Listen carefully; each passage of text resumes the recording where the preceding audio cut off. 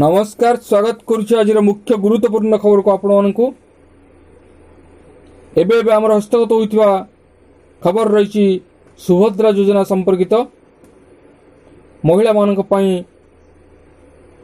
सरकार जो योजना आनिछंती ताहा केते लाभदायक हेबो एवं ताहा केउ वर्गर महिला माने पाई परिबे एवं किभली भाबरे सुभद्रा योजना आवेदन करि परिबे एवं सही योजना पाई कौन कौन सब दस्तावेज रही जानिबा से संपर्क में संपूर्ण विवरणी मैं वीडियो प्रदान करी से आपण निश्चित वीडियो प्रथम शेष पर्यंत देखिए। जदि वीडियो भल लगे तो पाखे लाल बटन निश्चित सब्सक्राइब करेंगे पाखे आसुवा बेल आइकन बजाइदेवे और ऊपर आसुवा ऑल नोटिफिकेशन बटन क्लिक करने को भूलें जहाँफल एभली वीडियो सर्वप्रथम आपण मान निकट पहुँच पार।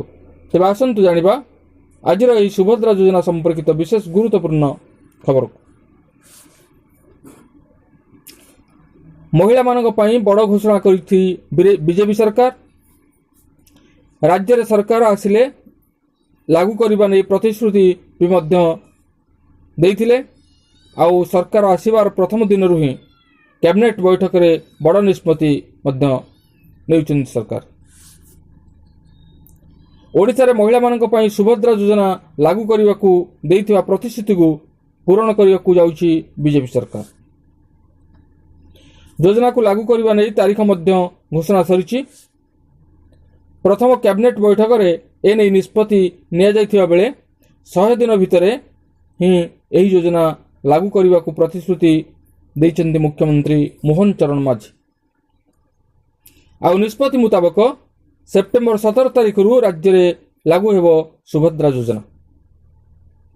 महिला मानकर सशक्तिकरण पई आसंता 100 दिन भितरे सुभद्रा योजना लागू करा जिवो। एही योजना रे महिला मानकु 50,000 टंकार भाउचर प्रदान करा जिवो। एने संपूर्ण गाइडलाइन प्रस्तुत करबा को महिला और शिशु विकास विभाग को निर्देश दिया जाई सारिछि। सुभद्रा योजना कोन एथिरु केमिति लाभ उठाई परिबे और केउ माने एही योजना रे लाभ उठाई परिबे आसंतु जानिबा।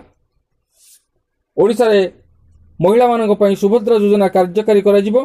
प्रति महिला को 50,000 टंकार कैश भाउचर मिलिबो।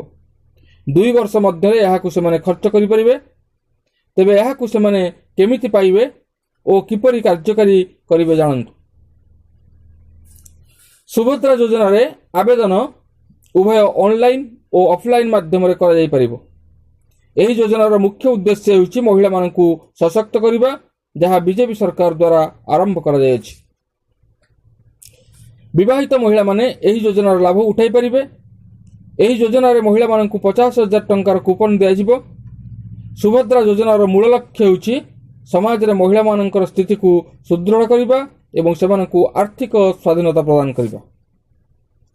एही योजना रे आवेदन करिया पई विभिन्न दस्तावेज आवश्यक रहिछि जेपरि कि आधार कार्ड, बैंक अकाउंट, ठिकानार प्रमाण पत्र, मोबाइल नंबर, पासपोर्ट फोटो एवं इनकम सर्टिफिकेट और राशन कार्ड।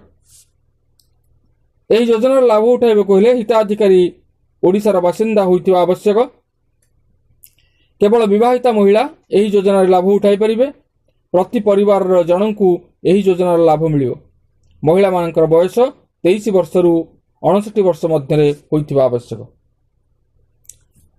एहा सह सबुठार बड़ कथा हेउछि सरकारी चाकरी करिथिबा महिला एही योजनार लाभ उठाई परिबे नाही। परवर्ती समय रे अंगनवाड़ी कर्मी को मध्य एही योजना रे शामिल करा जिबाकू योजना करा जाउछि। तेबे एही योजना रे आवेदन करिया पई सरकारक तरफ खूब शीघ्र गाइडलाइन आसीबो। एथिला आजिर सुभद्रा योजना संपर्कित एक विशेष गुरुत्वपूर्ण खबर। आज पई एतिकी पुणी देखा आगामी वीडियो रे रहउछि। धन्यवाद, नमस्कार।